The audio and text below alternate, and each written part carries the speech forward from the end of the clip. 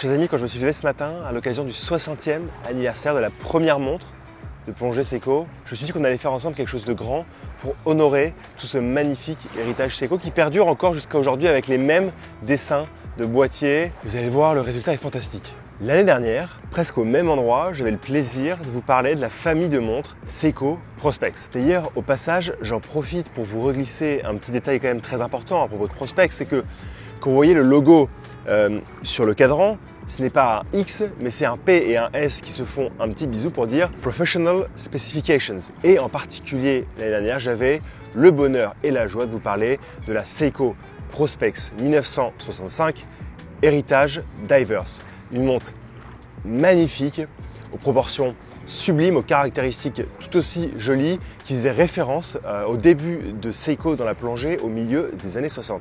Mais aujourd'hui, chers amis, je vais vous parler de deux montres. Tout d'abord, une nouvelle itération de la Seiko Prospex 1965 Heritage Diver et surtout la présentation de deux nouvelles magnifiques pièces 1968 Heritage GMT Divers. Donc vous allez voir, vous n'allez pas être déçus, il y a évidemment un rapport évident avec l'eau. Et même si nous ne sommes pas au Japon, nous sommes ici dans le sud de la France, à l'entrée de Saint-Tropez.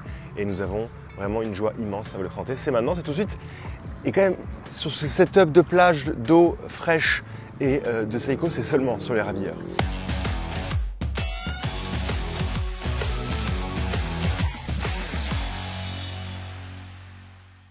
Pour venir à l'histoire de Seiko et des montres de plongée, il ne faut pas nécessairement revenir aux montres étanches, parce que ce n'est pas suffisant, mais revenir au milieu des années 60, quand on découvre la référence 6217 chez Seiko, aussi connue et surtout connue sous le nom 62 MAS, MA pour automatique et S pour self-dater, ce qui veut dire une montre de plongée automatique avec une date.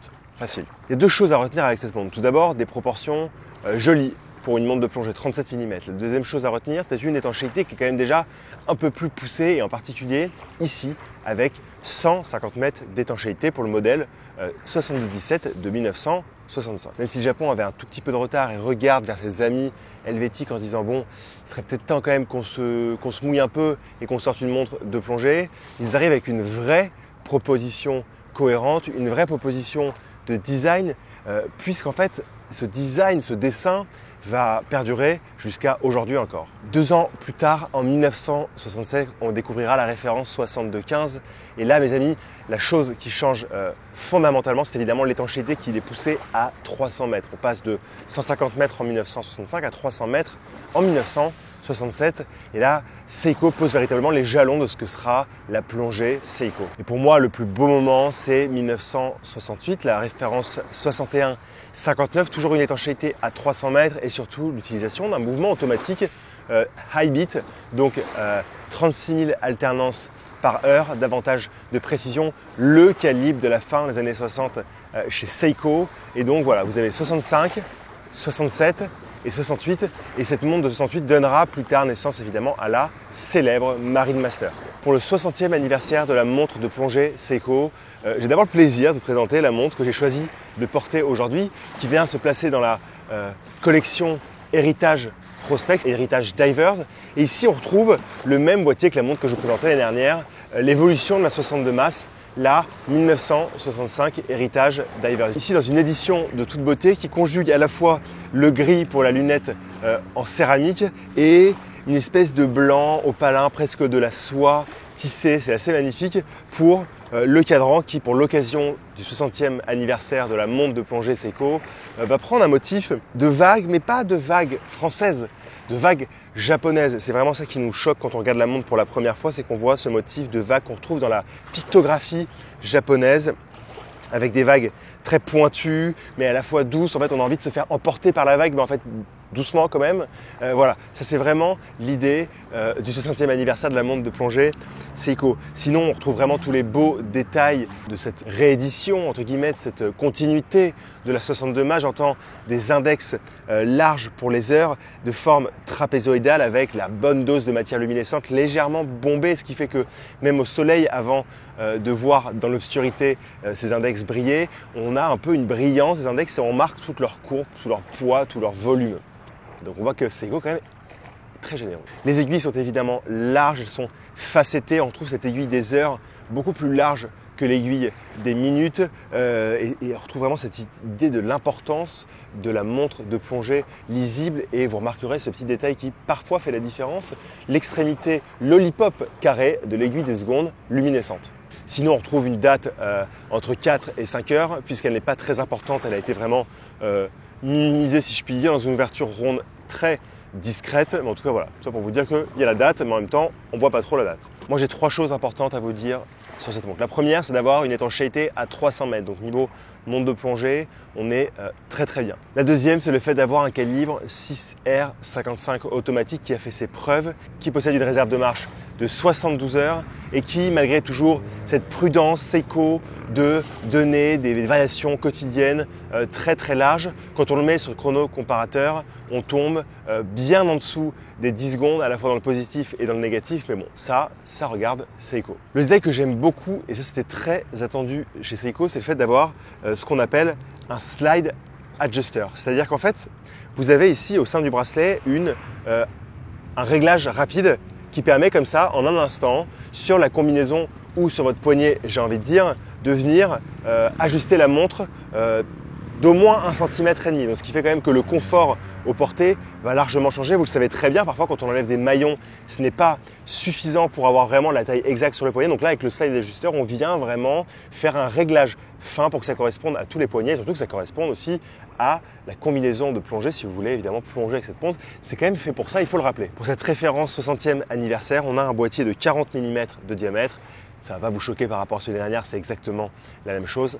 Un diamètre de 40 mm pour une épaisseur de 13 mm et on a le plaisir de retrouver vraiment ce boîtier caractéristique avec ses cornes courtes où vient s'insérer le bout du bracelet. On a le plaisir d'avoir ce boîtier brossé de manière générale mais quand même qui possède un chanfrein poli assez fin qui court tout le long de la montre. Bref, elle est bien proportionnée et même si c'est 40 mm, on va venir retrouver un équilibre sur la montre grâce à ces très jolies finitions. Cette nouvelle référence SPB 511J1, elle est limitée à 6000 pièces. Ça vous allez me dire, mais Nico, en fait, à quel moment une édition limitée de 6000 pièces c'est une édition limitée?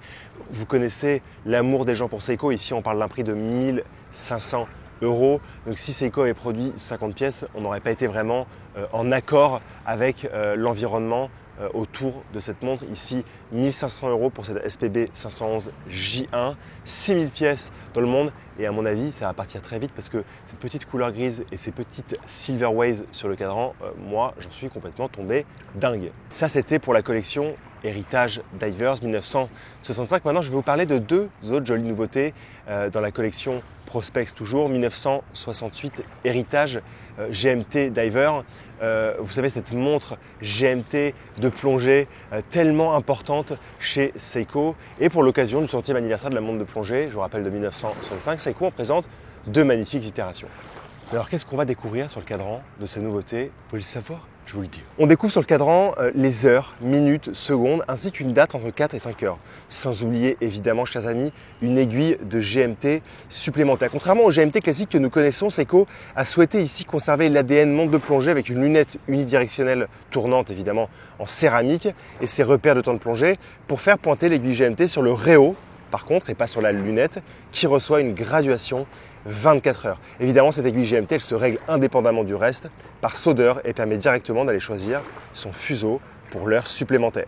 Et là, c'est un peu comme la référence que je vous présentais juste avant. Pour l'occasion de ce 60e anniversaire, il y a quand même des petites vagues qui sont venues s'ajouter sur le cadran. On était pour la continuité de la 62 Mass juste avant avec des Silver Waves. Ici, on est avec des Blue Waves, donc toujours la même idée de vagues dans la pictographie japonaise avec ces vagues assez hautes, presque triangulaires, légèrement courbées, avec de la force en même temps beaucoup de douceur. Ça, c'est le motif 60e anniversaire de la montre de plongée chez Seiko. Sinon, moi ce qui me choque cette montre, c'est tout le contraste entre d'un côté un cadran bleu foncé, un cadran bleu marine on pourrait dire, et l'utilisation du doré pour la partie GMT, pour l'aiguille de GMT. Et quand vous ajoutez à ça la magnifique brillance de la céramique bleue sur la lunette, vous avez vraiment une montre qu'on a envie de porter tous les jours. Pour tout le reste, on a la présence d'une étanchéité à 300 mètres, le calibre automatique, le bon calibre automatique 6R 54 de chez Seiko. Et surtout, pour cette montre, avant tout pour moi, c'est une claque au visage, tant son design, son identité est forte. On va retrouver déjà cette identité graphique avec cette couronne qui n'est pas à 3 heures mais qui est à 4 heures. Ce boîtier assez mastoc si je puis dire, puisque déjà on va retrouver ce chanfrein beaucoup plus large que sur la version que je présentais avant, avec des cornes un peu plus longue. Et comme je vous disais, la montre est plus importante. On a 42 mm de diamètre pour 13,3 mm d'épaisseur, donc un peu plus épaisse que celle que je vous présentais juste avant.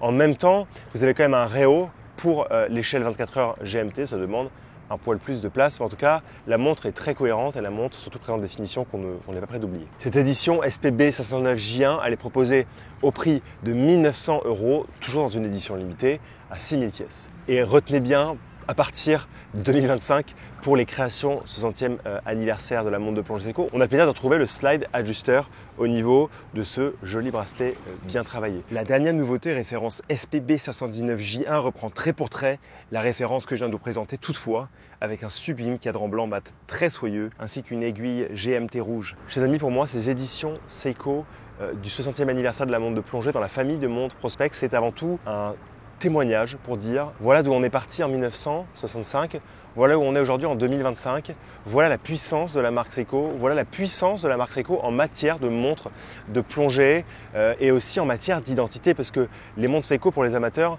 on les reconnaît en un clin d'œil. Et qu'est-ce qui fait la force d'une marque aussi? C'est évidemment son identité, le fait de faire perdurer des designs en changeant évidemment quelques détails, puisqu'on est en 2025, on n'est plus en 1965, mais en restant cohérent, restant intelligent.